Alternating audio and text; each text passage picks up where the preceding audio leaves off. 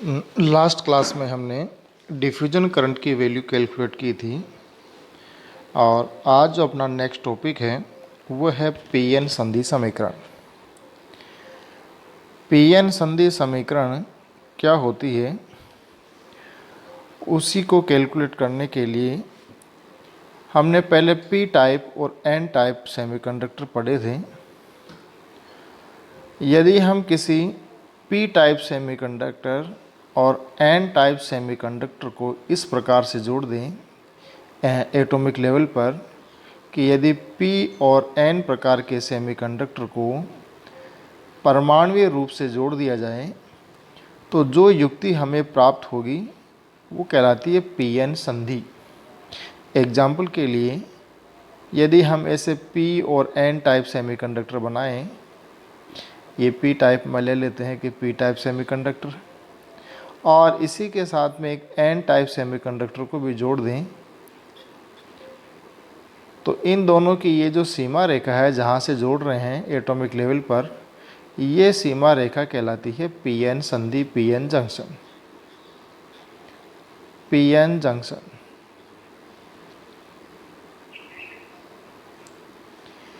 इस P type और N type के सेमीकंडक्टर में हमें पता है कि पी टाइप सेमीकंडक्टर में होलों की कंसंट्रेशन अधिक होती है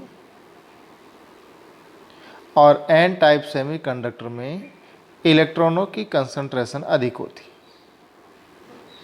इसलिए पी टाइप सेमीकंडक्टर के होल इस एन भाग की ओर गतिशील रहते हैं विसरण के कारण, क्योंकि एक तरफ होलों की कंसंट्रेशन अधिक है और एन टाइप सेमीकंडक्टर की ओर होलों की कंसंट्रेशन कम है। तो होल जो है वो पी भाग से एन भाग की ओर गति करेंगे या विसरण करेंगे, और इसी प्रकार से एन भाग के इलेक्ट्रॉन पी भाग की ओर गति करेंगे। क्योंकि एन टाइप सेमीकंडक्टर में इलेक्ट्रॉनों की कंसंट्रेशन अधिक है और पी टाइप सेमीकंडक्टर में इलेक्ट्रॉनों की कंसंट्रेशन कम है। तो अधिक कंसंट्रेशन से कम कंसंट्रेशन की ओर ये इलेक्ट्रॉन गतिशील होंगे, और इसी विसरण की प्रक्रिया में ये जो संधि क्षेत्र अपने बनाया पीएन संधि, इस पीएन संधि के आसपास ये होल और ये इलेक्ट्रॉन आपस में एक दूसरे से मिल जाते हैं, इनका रिकॉम्बिनेशन होता है। रिकॉम्बिनेशन होकर के ये एक दूसरे को कैंसिल कर देते हैं, क्योंकि पी टाइप सेमीकंडक्टर के होल पर पॉजिटिव चार्ज है और इधर एन टाइप सेमीकंडक्टर के जो मेजॉरिटी चार्ज कैरियर है इलेक्ट्रॉन, उन पर नेगेटिव चार्ज है सेम मैग्नीट्यूड का। इसलिए ये दोनों एक दूसरे से मिल करके रिकॉम्बिनेशन करके अपने आप को कैंसिल कर लेंगे, जीरो चार्ज बना देंगे। इसलिए इस पीएन संधि के जो आसपास का एरिया जो है, इस एरिया को अगर ऐसे बना ले अपन,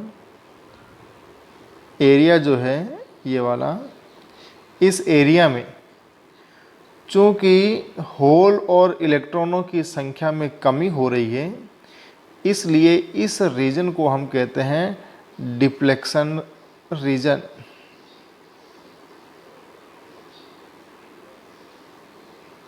डिफ्लेक्शन रीजन या ये जो लेयर बनती है, इस लेयर को कहते हैं डिफ्लेक्शन लेयर। इस डिफ्लेक्शन लेयर के दोनों ओर, एक पार्ट तो ये वाला हो गया, दोनों ओर का मतलब इस तरफ और एक इस तरफ, इन दोनों ओर डिफ्लेक्शन लेयर के दोनों ओर फ्री चार्ज रहता है। फ्री चार्ज का मतलब है कि इस तरफ तो फ्री चार्ज के रूप में होल है और इस तरफ फ्री चार्ज के रूप में इलेक्ट्रॉन है।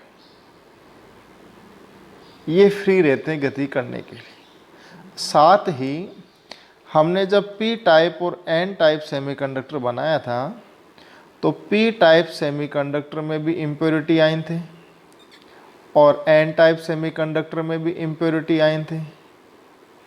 एन टाइप सेमीकंडक्टर में जो इम्प्योरिटी आयन थे वो थे अपने डोनर आयन, पॉजिटिव चार्ज वाले।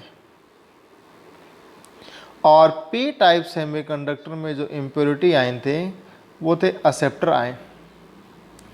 Acceptor ion negative charge ion. ये मैं वापस बना रहा हूँ, इधर ये पी टाइप सेमीकंडक्टर है, इधर एन टाइप सेमीकंडक्टर है, ये अपनी पीएन जंक्शन है,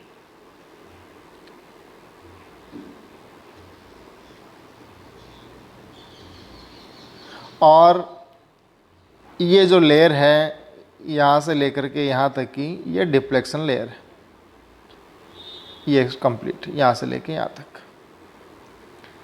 लेयर, डिफ्लेक्शन लेयर।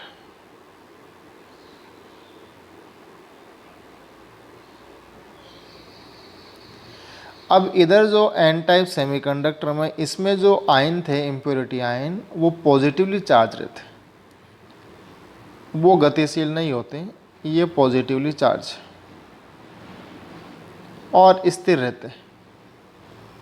और पी टाइप सेमीकंडक्टर की ओर जो इम्प्योरिटी आयन थे वो एक्सेप्टर आयन थे, वो नेगेटिवली चार्ज्ड हैं, वो गतिशील नहीं है, अपनी जगह स्थिर है। अब अगर देखें तो इस डिफ्लेक्शन लेयर के या पीएन जंक्शन के एक और तो पॉजिटिव चार्ज जमा हो गया, वो ये है, और एक और नेगेटिव चार्ज जमा हो गया। अब ये पॉजिटिव चार्ज और नेगेटिव चार्ज जो है, इसकी वजह से इस लेयर के अंदर एक इंटरनल इलेक्ट्रिक फील्ड प्रोड्यूस होता है, और उसकी डायरेक्शन रहती है ये वाली,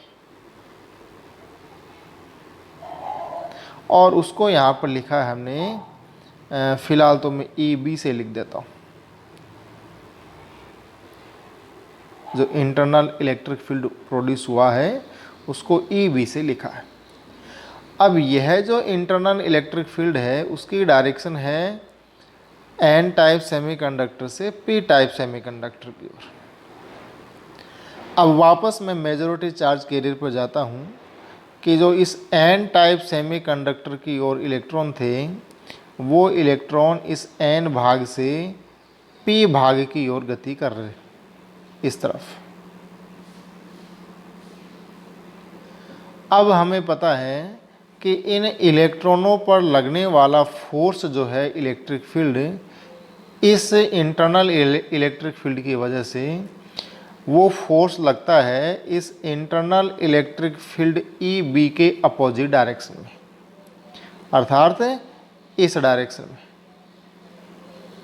इसका अर्थ यह हुआ कि जो एन टाइप सेमीकंडक्टर के मेजॉरिटी चार्ज कैरियर थे, जो फ्रीली एन भाग से पी भाग की ओर फ्लो हो रहे थे, अब वह आसानी से फ्लो नहीं होंगे। क्यों? क्योंकि यह इंटरनल इलेक्ट्रिक फील्ड इनकी डायरेक्शन के अपोजिट साइड में इलेक्ट्रिक फोर्स लगा रहा है। कहने का अर्थ है कि यह इंटरनल इलेक्ट्रिक फील्ड EB इन इलेक्ट्रॉनों के प्रवाह में अवरोध उत्पन्न करता है, और इसी प्रकार से पी टाइप के सेमीकंडक्टर में जो मेजॉरिटी चार्ज कैरियर थे होल, वो होल पहले पी भाग से एन भाग की ओर इजीली फ्लो हो रहे थे, पी भाग से एन भाग की ओर, लेकिन इस इलेक्ट्रिक फील्ड की वजह से, इंटरनल इलेक्ट्रिक फील्ड की वजह से अब उनके फ्लो में अवरोध उत्पन्न होता है। रीजन? क्योंकि होलों पर इलेक्ट्रिक फोर्स जो है वह इलेक्ट्रिक फील्ड की डायरेक्शन में लगता है, और इलेक्ट्रिक फील्ड की डायरेक्शन में लगने का अर्थ है कि इस तरफ होलों पर इलेक्ट्रिक फोर्स लगेगा, इलेक्ट्रिक फील्ड की डायरेक्शन यही है। इसलिए पी टाइप सेमीकंडक्टर के होल भी अब आसानी से एन भाग की ओर फ्लो नहीं होंगे। रिजल्ट क्या आया कि जो इंटरनल इलेक्ट्रिक फील्ड EB उत्पन्न हुआ था, वो इंटरनल इलेक्ट्रिक फील्ड पी भाग और एन भाग के मेजॉरिटी चार्ज कैरियर के गति करने में या विसरण करने में अवरोध उत्पन्न करता है। इसलिए इस इलेक्ट्रिक फील्ड ई बी को हम रोधिका क्षेत्र भी कहते हैं, रोधिका क्षेत्र भी कहते हैं। और इस रोधिका क्षेत्र के कारण उत्पन्न जो पोटेंशियल है उसको हम पोटेंशियल बैरियर कहते हैं, विभव रोधिका कहते हैं। और उस विभव रोधिका की जो वैल्यू है वो वैल्यू है VB is equal to ECP minus ECN upon E, जहाँ ECP जो है वो P टाइप सेमीकंडक्टर की चालन ऊर्जा है और ECN जो है वो N टाइप सेमीकंडक्टर की चालन ऊर्जा है। अब बात करते हैं इसी Pn संधि की स्थायी अवस्था की। वापस P टाइप और N टाइप का सेमीकंडक्टर बनाएं और उनको आपस में जोड़ करके एक Pn संधि बना दें। तो ये P टाइप और N टाइप का सेमीकंडक्टर के साथ में Pn संधि भी बना रहा हूँ। ये Pn संधि बनाई, जंक्शन,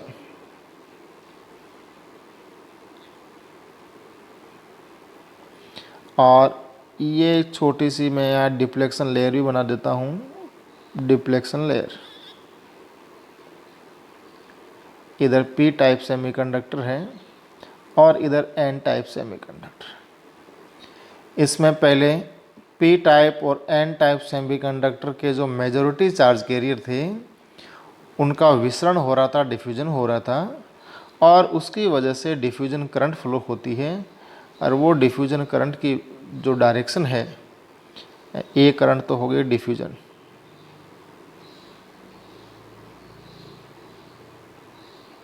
डिफ्यूजन करंट, और उसकी डायरेक्शन है P टाइप सेमीकंडक्टर से N टाइप सेमीकंडक्टर की ओर। वो डायरेक्शन में यहाँ बना देता हूँ, ये P टाइप सेमीकंडक्टर से N टाइप सेमीकंडक्टर की ओर, क्योंकि इस तरफ अपना P टाइप सेमीकंडक्टर बना रखा है संधि के और इस तरफ हमने N टाइप सेमीकंडक्टर बना रखा है। अब इस डिफ्यूजन की वजह से इंटरनल इलेक्ट्रिक फील्ड प्रोड्यूस हुआ था जिसको हमने रोधिका क्षेत्र कहा, और उसकी डायरेक्शन थी ये वाली EB।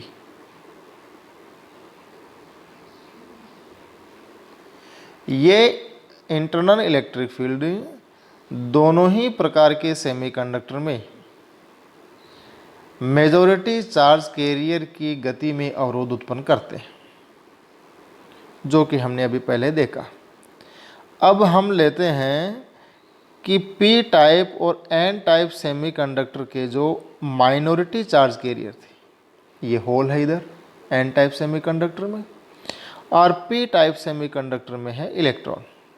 मेजॉरिटी चार्ज कैरियर की बात पहले हो चुकी है, अब लेते हैं माइनॉरिटी चार्ज कैरियर।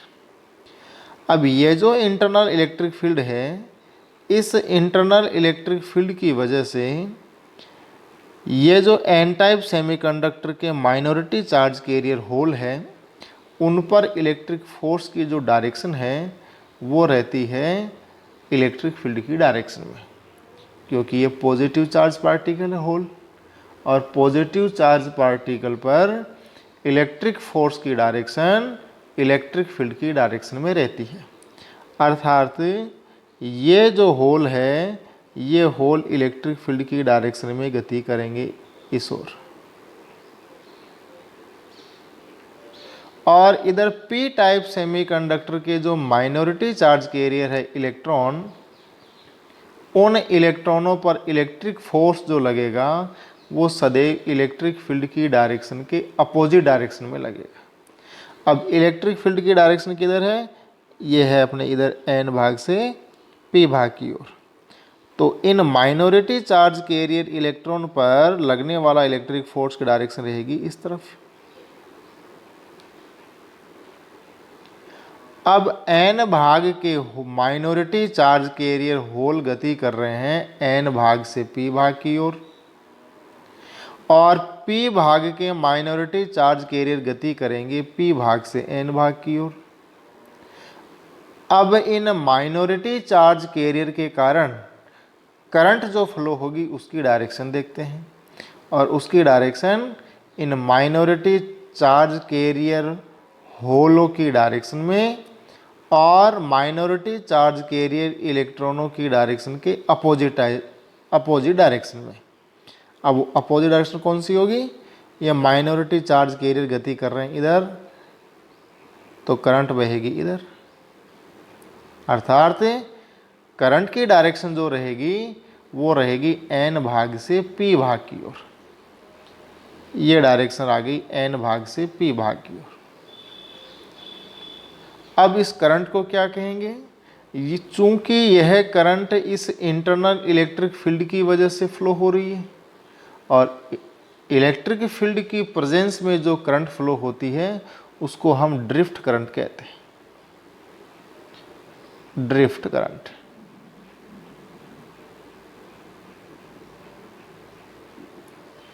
अब डिफ्यूजन करंट की डायरेक्शन देखें तो वह है p भाग से n भाग की ओर, और ड्रिफ्ट करंट की डायरेक्शन देखें तो वो है n भाग से p भाग की ओर।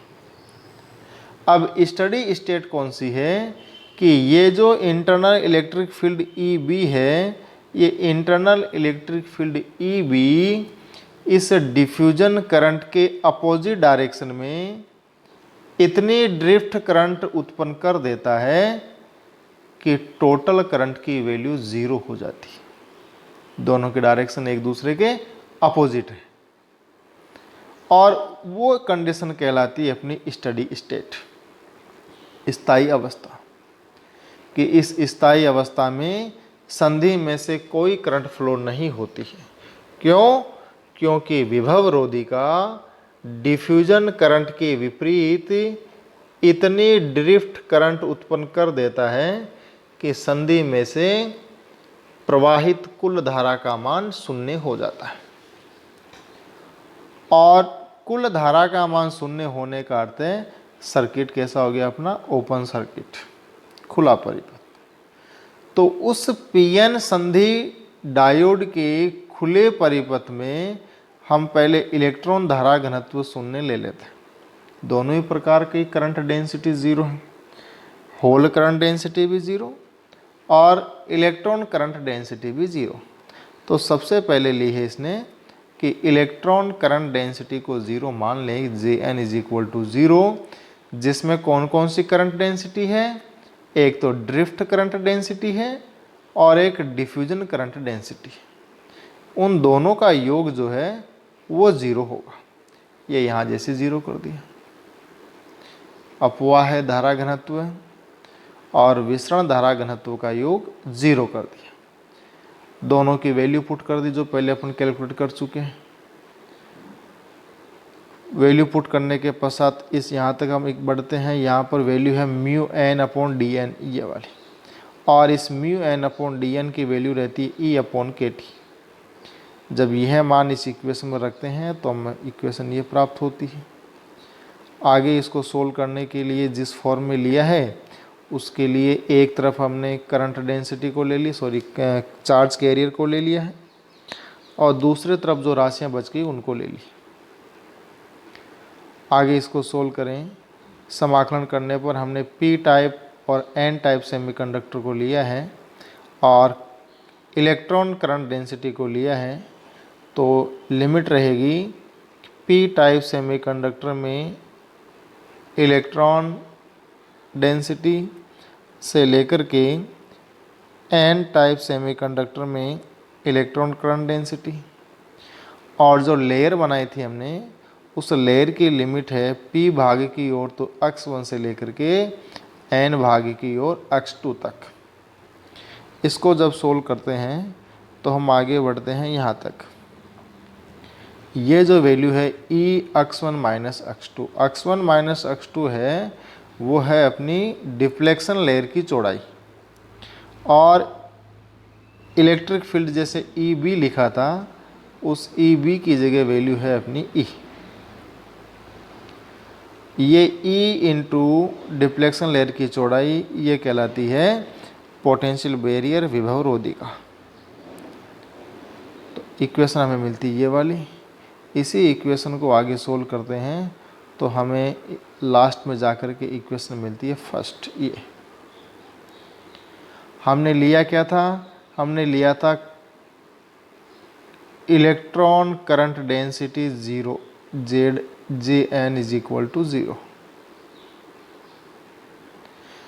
तो इलेक्ट्रॉन करंट डेंसिटी को 0 लेकर के हमने वैल्यू निकाली इलेक्ट्रॉनों की n की, लेकिन किस टाइप सेमीकंडक्टर में, p टाइप सेमीकंडक्टर, और वो वैल्यू आई फर्स्ट। अब हम क्या करेंगे कि पहले हमने इलेक्ट्रॉन करंट डेंसिटी को 0 लिया था, अब हम होल डेंसिटी को 0 लेंगे, Jp इज इक्वल टू 0। और होल डेंसिटी को लेकर के हम होलों की ही संख्या निकालेंगे, लेकिन n टाइप सेमीकंडक्टर, और वो इक्वेशन आती है सेकंड। इसी इक्वेशन फर्स्ट में जहाँ n है वहाँ p कर देंगे, और जहाँ p है वहाँ n कर देंगे, तो हमें इक्वेशन मिलती है सेकंड। तो ये तो आई इक्वेशन फर्स्ट और ये आई इक्वेशन सेकंड। ये तो कब है, जबकि हमने Pn संधि के ऊपर बाहर से कोई भी इलेक्ट्रिक फील्ड अप्लाई नहीं किया है,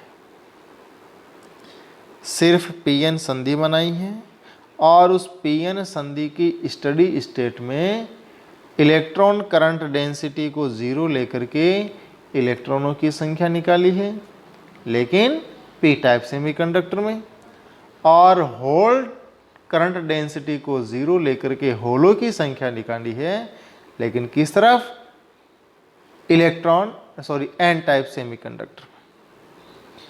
अब ये संख्या क्यों निकाली, इसका रीजन था, वो रीजन अभी बाद में पता लगेगा। हमने Pn संधि बनाई,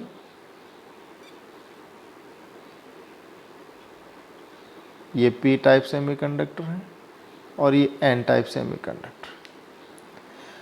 हमने इलेक्ट्रॉन करंट डेंसिटी की वैल्यू 0 लेकर के इलेक्ट्रॉनों की संख्या निकाली इस p टाइप सेमीकंडक्टर इस तरफ, और होल करंट डेंसिटी को 0 लेकर के हमने होलों की संख्या निकाली किस तरफ, इस n टाइप सेमीकंडक्टर की तरफ। अब ये संख्या थी कौन सी, जो होल और इलेक्ट्रॉनों की संख्या हमने निकाली है, वो माइनॉरिटी चार्ज कैरियर है या मेजॉरिटी चार्ज कैरियर है। तो ध्यान रहे, जो इक्वेशन फर्स्ट और सेकंड में हमने वैल्यू निकाली है, इक्वेशन फर्स्ट और इक्वेशन सेकंड में, वो मेजॉरिटी चार्ज कैरियर की संख्या है कि p टाइप सेमीकंडक्टर में इलेक्ट्रॉनों की संख्या कितनी है, वो निकाली है अपने Np, और n टाइप सेमीकंडक्टर में होलों की संख्या कितनी है, वो निकाली इक्वेशन सेकंड में Pn। किस स्थिति में, जबकि हमने Pn संधि को बाहर से कोई इलेक्ट्रिक फील्ड अप्लाई नहीं किया है, या किसी भी हमने बैटरी से इसको नहीं जोड़ा है। अब इस Pn संधि को बाह्य बैटरी से जोड़ने के दो तरीके हैं, और वो दो तरीके कौन से हैं कि बैटरी के दो टर्मिनल रहते हैं, एक पॉजिटिव पोटेंशियल टर्मिनल और एक नेगेटिव पोटेंशियल टर्मिनल। अब इन दोनों टर्मिनल को दो तरह से जोड़ा जा सकता है कि इस हाई पोटेंशियल टर्मिनल को हम बैटरी के Pn संधि के p भाग से जोड़ दें, और इस नेगेटिव पोटेंशियल टर्मिनल को Pn संधि के n भाग से जोड़ दें। तो वो स्थिति तो कहलाती है फॉरवर्ड बाइस। और इस फॉरवर्ड बाइस में जो अपनी पोटेंशियल बैरियर उत्पन्न हुआ था Vb, उस Vb की वैल्यू कम हो जाती है। क्यों? क्योंकि इंटरनल इलेक्ट्रिक फील्ड जो अपना हुआ था उत्पन्न Eb, जिसको रोधिका क्षेत्र कहा था, उस रोधिका क्षेत्र की डायरेक्शन ध्यान में रहे तो ये थी n भाग से p भाग की ओर। और जब बैटरी को हम बाह्य बैटरी को इस प्रकार से जोड़ते हैं जैसे अभी सर्किट में जोड़ रखा है, तो उस स्थिति में एक बाह्य इलेक्ट्रिक फील्ड की डायरेक्शन होगी इस पॉजिटिव टर्मिनल से नेगेटिव टर्मिनल की ओर, वो इस तरफ। अब इन दोनों की डायरेक्शन एक दूसरे के अपोजिट है, इसलिए रोधे का क्षेत्र की वैल्यू कम हो जाएगी और कम होने की वजह से पोटेंशियल बैरियर की वैल्यू भी कम हो जाएगी। अब वो कितनी कम होगी, जितना विभव वोल्टेज हमने बाहर से अप्लाई किया है, पहले VB था तो अब V हो जाएगा। दूसरा तरीका ये था कि इनको इंटरचेंज कर देते कि ये टर्मिनल तो यहाँ ले आओ और इस टर्मिनल को यहाँ ले जाओ, तो उस स्थिति में या उस स्थिति को हम कहते हैं रिवर्स बाइस। और उस रिवर्स बाइस में इस इंटरनल इलेक्ट्रिक फील्ड या रोधिका क्षेत्र का मान और बढ़ जाता है, इसलिए विभव रोधिका का मान भी बढ़ जाता है, VB + V। हम सिर्फ यहाँ पर ये वाली कंडीशन ले रहे हैं कि PN संधि को V विभव की बैटरी से फॉरवर्ड बाइस में जोड़ दिया जाए, और जब फॉरवर्ड बाइस में जोड़ दिया जाएगा तो विभव रोधिका का मान हो जाएगा घट करके VB - V।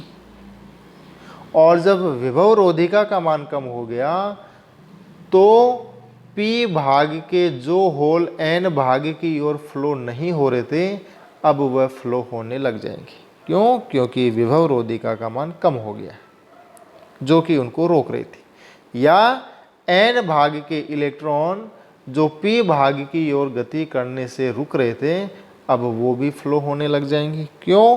क्योंकि विभव रोधिका का मान कम हो गया। कितना? VB - V, V से कम हो गया।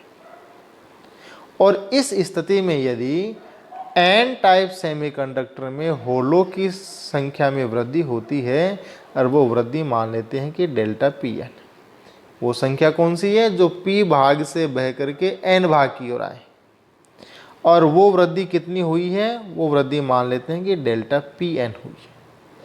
तो इक्वेशन फर्स्ट सेकंड में पहले कितने थे? N टाइप सेमीकंडक्टर में होलों की संख्या Pn, अब कितने हो गए हैं? Pn में ΔPn और जोड़ दो, इज इक्वल टू इस VB की जगह इक्वेशन सेकंड में यहाँ आ जाएगा VB - V, क्योंकि पोटेंशियल बैरियर कम हो गया।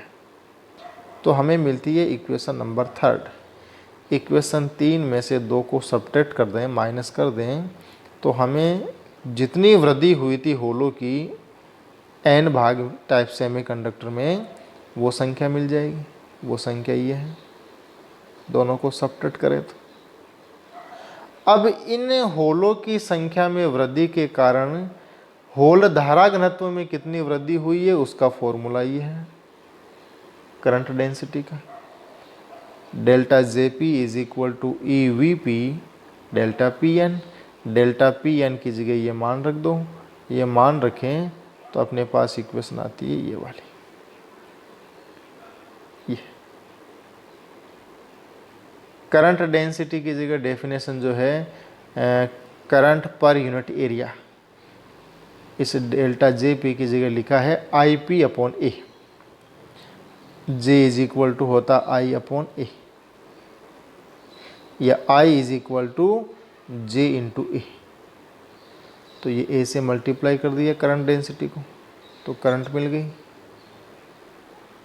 और लास्ट में इक्वेशन नंबर 4 कि PN संधि को फॉरवर्ड बाइस में जोड़ने पर N भाग की ओर कितनी होल धारा में वृद्धि हुई है, उसकी संख्या या उसका मान, इक्वेशन नंबर 4।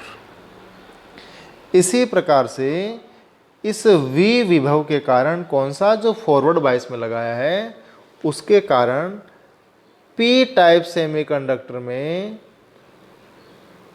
इलेक्ट्रॉन धारा घनत्व में कितनी वृद्धि हुई, उसकी वैल्यू इसी इक्वेशन 4 से लिखेंगे। जहाँ P है वहाँ हम N लिख देंगे बस, वो आती इक्वेशन नंबर 5।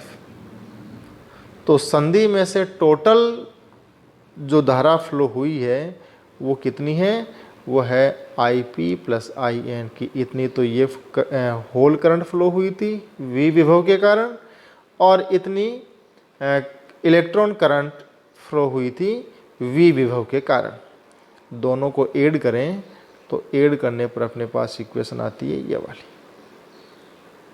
इसी इक्वेशन में ये जो BP + BN है उसको हमने लिखा है कांस्टेंट b से, और लास्ट में जो इक्वेशन आती है वो ये है I is equal to b exponential AV upon KT minus 1। ये जो इक्वेशन है ये इक्वेशन कहलाती है अपनी PN संधि समीकरण, PN संधि PN जंक्शन इक्वेशन। इम्पोर्टेंट है, कई बार इसको एग्जाम में पूछ लेते हैं। नेक्स्ट टॉपिक जो है अपना वो है PN संधि डायोड का धारिता प्रभाव, कैपेसिटेंस इफेक्ट, और इस टॉपिक को अब हम नेक्स्ट क्लास में देखेंगे।